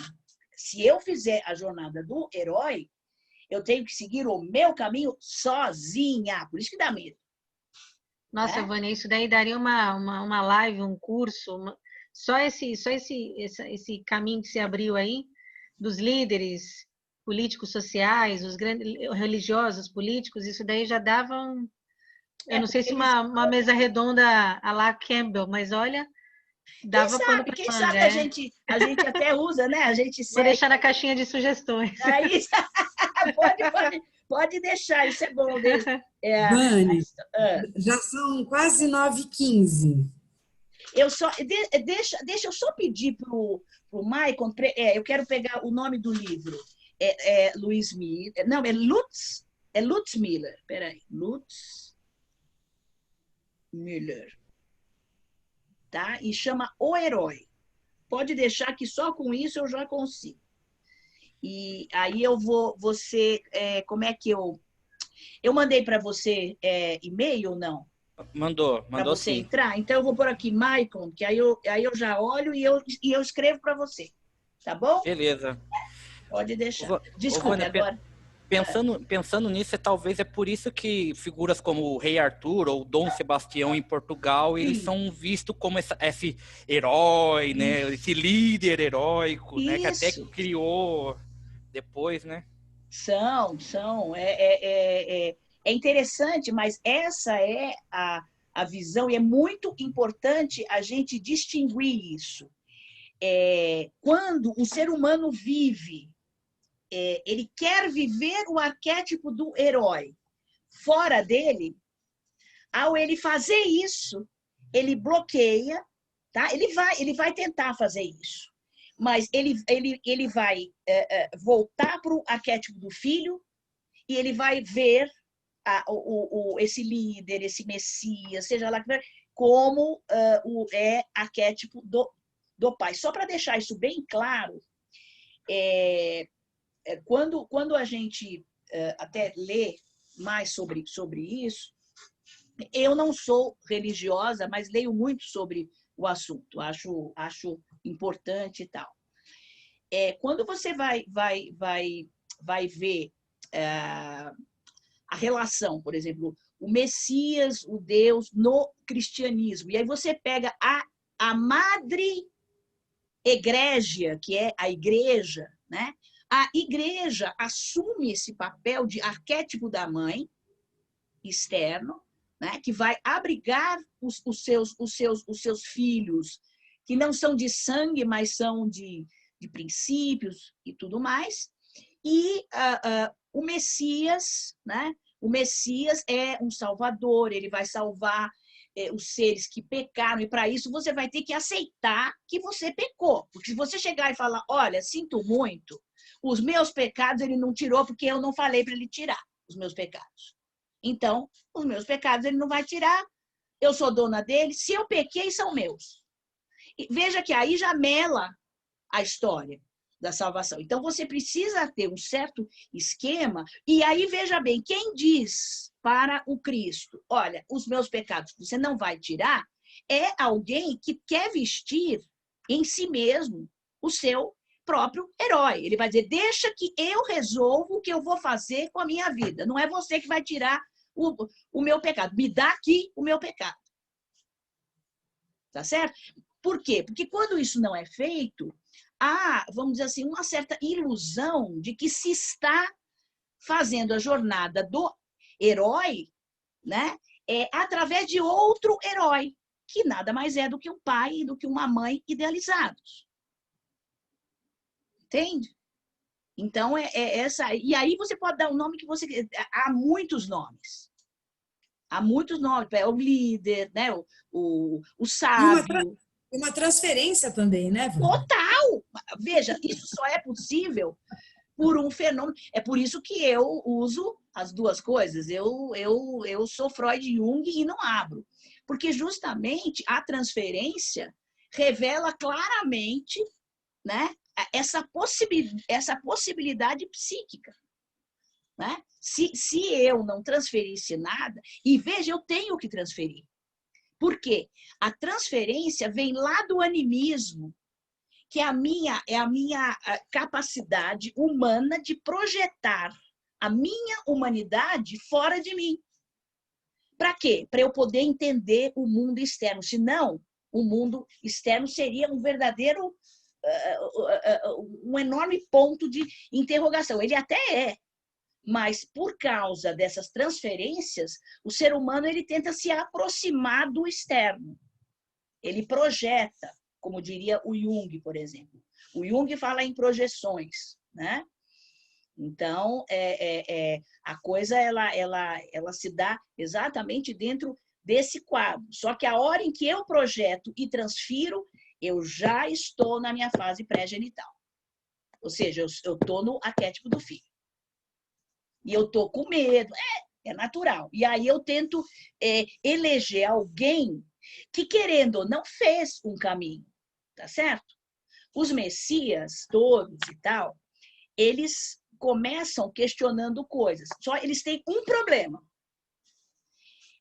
Aí sim, eles vivem o self, a percepção do self como um complexo negativo, porque eles se sentem superiores. Então eles chegam e dizem, eu sou a verdade e a luz. Olha que coisa assim, modesta. Não é algo bem modesto isso? Você chegar e falar, eu sou a verdade e a luz. Né? Ou o Hitler, eu vou salvar a raça ariana, eu sou o Führer salvador. O que é isso? É um narcisismo meio patológico que faz com que você precise, né? Você percebeu o self, mas em vez de você se unir a ele, se curvar a ele, você experimentou a sabedoria dele e achou que você podia ser ele. Porque na prática psíquica, todo o grande narcisista, ele percebeu o self, mas de uma forma distorcida. Tá certo? Ele quer vencer o self. É o ego que ele quer vencer esse self. Então, ele faz... Geralmente, eles têm algum magnetismo. E por quê? Porque o ser humano, de modo geral, ele vê que é cômodo ser filho para sempre. É cômodo. Né? Alguém vai lá para frente e, né, morre na cruz por mim, entendeu? Vai você, morre você na cruz, eu não vou morrer, não. Ou seja, morrer na cruz é, na verdade, um símbolo concretizado. Ninguém precisa morrer na cruz. Tá certo? Você pode morrer na sua cruz muitas vezes. Tá? E você vai ganhar muito mais. Então, a coisa existe uma mística, né? Aí, porque a gente perambula de um arquétipo para outro, né? Dependendo do nível de consciência que nós estamos, né? Eu posso perceber, por exemplo, eu estou aqui com vocês falando, eu posso estar num momento assim sereno, mas ocasionalmente, né? Eu posso ser pega em algum complexo meu e já, quer dizer, aí eu vou ter que trabalhar aquilo, né? Senão o complexo sequestra o ego, né? Como o Jung falava também. Tá bom. Gente, alguém mais quer falar Alguém alguma gostaria coisa? de falar algo? Podem. Eu só queria mesmo agradecer a Andréia, a Vânia. Nossa, tô amando. Nossa, vocês estão. Olha, parabéns. Amei. Hoje a Andréia, gente fez muito. uma dupla aqui, né? Que foi boa. Agradeço agradeço mesmo pelo convite, André, porque olha, é um assunto que olha, se pudesse aqui eu ficaria conversando a noite inteira. Eu é que agradeço Amanhã aos tem mais comentários live? todos, a todo mundo. Amanhã. E a todos que vieram também, né? Ô, Vânia, só queria te perguntar uma última coisa, tá? Tem algum grupo que você participa? Que eu gostaria também de, né? Não sei se para estudar mesmo, que a jornada do herói é uma coisa que me interessa muito, muito, muito mesmo. Acho que a figura heróica é uma coisa que me interessa muito. Tem algum um grupo de estudo que que eu consiga participar, assim, que você pode me Você está falando o meu aqui, ó, veja, esse ano já tá, eu estou com várias coisas programadas para o ano que vem, até por causa dessa questão, né, que eu acho que no mínimo vai ser híbrido, tá? Mas eu tenho já uma programação e eu posso passar para você, tá? Assim que porque eu estou ainda sondando, né? Como que eu vou fazer. Eu gostei muito da história do Zoom, mas eu gosto muito também de estar em sala de aula e tal. Eu tenho um espaço que tem essa facilidade, né? Então, mas assim, no mínimo vai ser híbrido, né? Então, porque aí mais gente pode participar. Isso é o que a gente está vendo agora, né? Pode vir mais gente e tal. E eu vou marcando também esses itens, porque, vejam bem, a ideia das mesas redondas, né? A Andréa deve se lembrar até aquelas diretrizes, né, que eles dão, é justamente de eventualmente a gente criar, né, coisas, cursos, grupos de estudos que venham a partir das mesas redondas, né? Quer dizer, a gente vai vendo que as pessoas têm interesse e tal, a gente cria, né? Mas o seu interesse, ele é especificamente pela jornada do herói ou por algo mais do que isso? O que é o seu interesse? É que assim, o meu interesse mesmo é dar uma aprofundada mesmo na jornada do herói, né? E é dentro da literatura, que é o meu campo de estudo, né? É duas coisas. Tanto é que é continuar, né? Agora no IGEP, agora é continuar com a obra do Tolkien, né? Que eu quero fazer. Eu já fiz a obra do Tolkien, analisando a jornada analisando a figura do herói no Sam, né? Lá dentro do Senhor dos Anéis, como ele é um dos heróis, né? Então, é uma coisa que eu sinceramente, é uma coisa que eu sou extremamente apaixonado por a teoria do Jung, a teoria que eu, assim, a minha vertente, né, mais assim próxima, é sempre no sentido da psicologia analítica, né? Porque justamente é aí que eu transito, né? Então, olhar a jornada do herói a partir daí, né? Quer dizer, e aí seria até útil porque você pode fazer, você liga com outras coisas, porque ela vem exatamente daí, né? Então, eu acho que às vezes é legal a gente ter um contato com a gema da coisa, né? Quer dizer, coisa ela nasce aqui. E aí, depois, as formas que a jornada do herói pode assumir, né? Em relação a isso, né?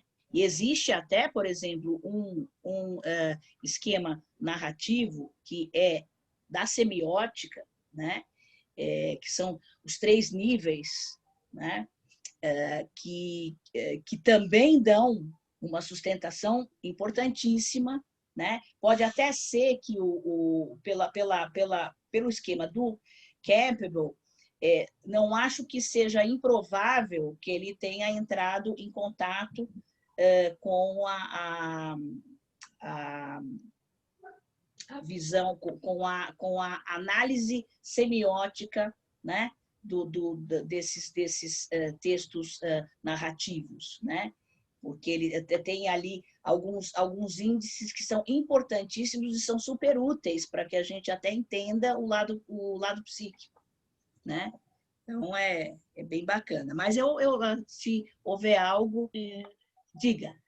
Para o Michael, eu que me lembrei de um livro agora que talvez, não sei se o Michael já conhece, já que ele fala que o interesse dele também é por literatura, certo. E ele está bastante motivado com esse negócio da jornada do herói. Tem um livro específico que é do Christopher Vogler, não sei como fala, A Jornada do Escritor, que ele fala justamente da estrutura mítica para escritores. Ele parte do Joseph Campbell e explica isso com detalhes para como transformar isso em narrativa para a literatura. Bacana. Eu não sei se ele já conhece. Você não quer escrever aqui no... Vou deixar como comentário. Os comentários que a gente faz... Agradeço. Os comentários que a gente faz vão ficar depois disponíveis quando podem virar. Eu tô vendo aqui que eles podem virar um arquivo, né? Vocês veem que sempre tem coisa que eu ainda não sei aqui. Porque as perguntas, né, que o pessoal fez, os comentários, porque eu deixo o nome do livro. Então deixa aqui. Porque é bem interessante, assim. Claro que não é necessário Campbell primeiro, assim, tipo, porque ele é o fundamento da obra. Dá para entender. Se for pegar o livro A Jornada do Escritor, dá para entender, mas vamos dizer que vai pegar num nível mais raso. Agora, tendo essa... O Herói de Mil Faces, que é o próprio livro do... Sim. Beber nas fontes primárias é super legal, e depois pegar esse A Jornada do Escritor... Olha lá. Esse eu tenho. O Poder do Mito também, né? O Poder do Mito eu vou pegar agora, acho que no finalzinho eu vou pegar para dar uma lida, que eu quero... É um dos livros que eu tô de olho também, do Campbell. Ai, nossa, Joseph Campbell é demais. O Joseph Campbell e o Jung, para mim, a hora que eu descobri os dois... A Rosa escreveu aí, Michael. Cadê? A Jornada do Escritor, Estrutura Mítica para Escritores. Obrigado, Rosa. Esse livro eu não conhecia, agradeço, até pela dica. Não, ele é muito interessante, bem interessante mesmo, tanto que é usado também até para pessoas de comunicação. Ele é usado para fazer, pensando em cinema, roteiros para Hollywood, na verdade. Tá. Então, todos os tipos de narrativa literária, né? Cinema, literatura, é muito interessante. Vamos encerrar, querida?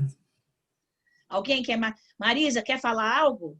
Não, só queria agradecer a oportunidade, agradecer a Andréia, gostei da apresentação do Rei Leão, achei muito legal, o nível está altíssimo e eu tinha uma intuição de que esse tema, a jornada do herói, ia realmente pingar fogo, né? Aqui na mesa redonda. Então, foi muito rico, né? Muito rico, muitas pessoas, muito diverso, né? Cada um dando a sua interpretação pessoal, assim, né? E participações todas muito firmes. Essas interpretações, depois vocês fazem os ajustes necessários, né? Complementando, amplificando. Então, aí a gente vai engrenando e crescendo, né? No conceito. Então, estava muito bacana mesmo, muito eletrizante. Até e esperando poder contar com vocês, vai ter uma última mesa redonda, vai ter a última, né?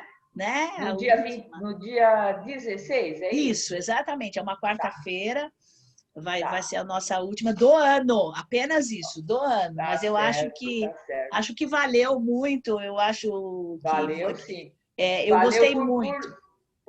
por ampliar o tema, por conhecer, né, pessoas diferentes e falando, né, cada uma dentro da sua experiência nesse tema. Então, sempre é bom diversificar, conhecer e ter pessoas que ajam como mentores, né, da gente, que foi o seu papel, Vânia, e o papel da Andréia hoje, né, agir como mentores dentro dessa caminhada, quando a gente procura estar sempre crescendo, né, por dentro. É isso. Sem então, dúvida. muito obrigada, viu? Obrigada a vocês. Eu que agradeço. E eu vou falar também, eu queria dar uma palavrinha. Não é sempre, e isso também não é, a gente não pode nem sequer planejar, mas não é sempre que as pessoas que intervêm, que falam e tal, elas acabam puxando coisas da gente, né, para a gente falar né, ou seja, eu acho que tem que haver uma certa harmonia interna, quer dizer, então o Maicon, o Rodrigo, a Rose, alguém mais acho que falou, mas enfim, os que quiseram falaram, né? O Acácio ele escreveu aqui e tal, mas assim, eu não sei, aí eu vou a Andréia, ela fecha, porque como foi ela que fez, né, o tema e tal, mas assim, sob o meu ponto de vista, eu agradeço muito a participação, porque foi uma participação assim que foi muito estimulante, né? Quer dizer, vocês falavam um negócio, já dava vontade de falar outras coisas e assim todas indo para o foco, né? Eu acho que foi muito rico e mesmo, por exemplo, certas discordâncias, mas eu acho que elas estiveram muito no campo do estudo, do pensamento, ou seja, cada um, né? Aí a gente foi ajeitando e tal, e eu acho que o resultado final, repito, sob o meu ponto de vista, foi muito caro. Eu gostei muito de participar, eu acho que todo mundo aqui contribuiu, e eu espero vocês na última que nós vamos fazer, e agora passo a palavra para a Andréia. Querida, para você, Vânia, só agradecer, uma querida. Nós estamos, eu acho que foi uma união aí do universo, nós duas. É verdade. E agradeço muito a oportunidade de colaborar um pouquinho. Poxa, né? foi fantástico. A nossa. Eu só fiquei com medo de chorar quando eu vi aquele leão morto, porque eu me lembrei. Ai, gente, eu olhava para ele, eu olhava para lá. Agradeço a todos vocês. É muito bom, tá? Como disse o Picasso, né? Trazendo um pouquinho do que a gente tem de bom para repartir. Os dons, né? E de vocês estarem participando também. Muito obrigada, boa noite a todos. Boa noite. Boa noite. E até a próxima, né? Sonhem com a jornada do herói, hein? Faz favor. Tchau, Andréia. Até amanhã. Até amanhã. Um grande beijo para todo mundo. Obrigadíssimo para todo mundo. Tá? Obrigada. E até a próxima. Tchau, Foi muito bom. Tchau, gente.